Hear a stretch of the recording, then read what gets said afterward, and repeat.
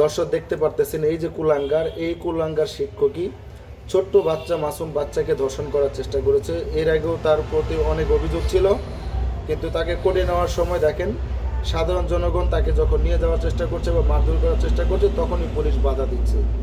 আসলে এইসব কর্মকাণ্ডের জন্যই কিন্তু আজকে ধর্ষক আমাদের দেশে প্রতিনিয়ত বেড়ে চলেছে।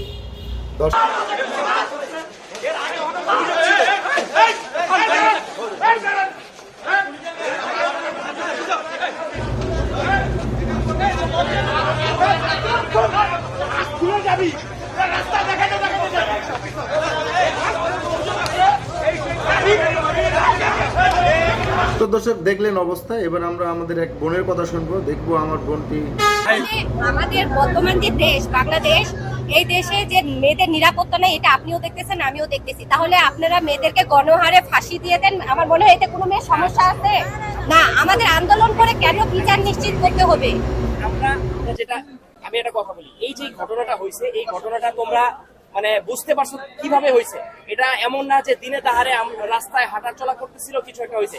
এটা মানে একটা মানুষ, এটা সমাজে এই ধরনের কিছু মানুষ থাকে যাদের ব্রেইন মানে জাস্ট খারাপ, নষ্ট হয়ে গেছে, ঠিক আছে?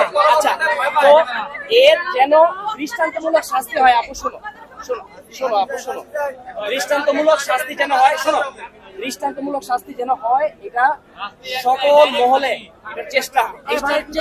দর্শকদেরকে এমন একটা করা উচিত যে জনগণের হাতে তুলে দেওয়া উচিত, যখন ধর্ষণ প্রমাণিত হবে